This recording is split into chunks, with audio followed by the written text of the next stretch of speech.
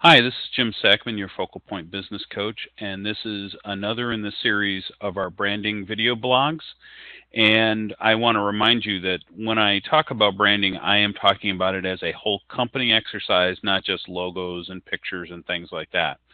So let's get on to this week's topic, which is where I start to merge the branding of a company with the 7 P's of marketing. And the 7 P's of marketing, for those that don't know, are those activities they break the activities of marketing into 7 different areas, each of which somebody came up with a way with starting them with a P, and the first of which is product.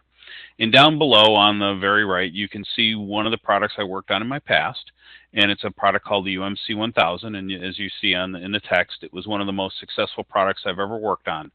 We used to sell $400 million worth of this product a year over many years. And so there are billions of dollars of this installed in the ground, and literally tens of millions of phone lines and other high performance digital services are delivered by this product every day. It's been around for a long time, since 1993, and in fact, there is still product going out the door today for this product, although not in great quantity.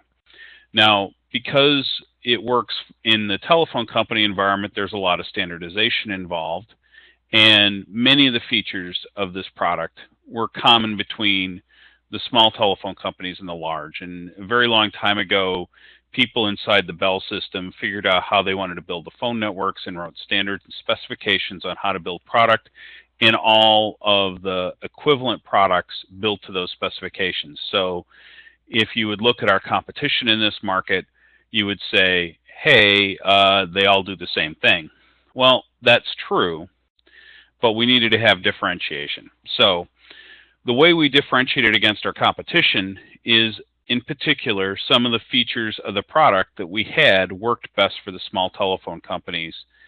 And on top of that, we had processes and organizations, not just features. Now, to put a little context around that, if I give you an example, because we were working with the smaller telephone companies most of the time, they tended to have more rural networks and therefore needed longer phone lines.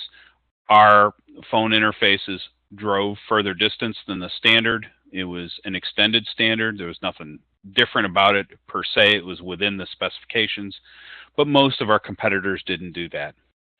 But on top of that, there were other things that our smaller customers needed to help them deploy networks. In particular, they had to get funding support from the U.S. federal government, and we had both legal and sales mechanisms to help them be able to do that.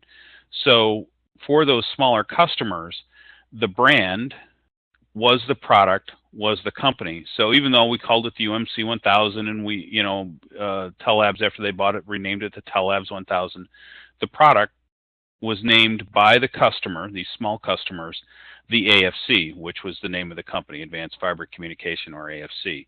So you can see how the product, which was organized for this market, for this specific group of customers, became the brand within that marketplace, and is a very powerful way to deal with products, companies, and brands of that size. So it's something to think about as you're doing your work.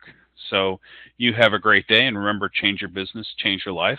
This is Jim Sackman from Focal Point. Have a great day.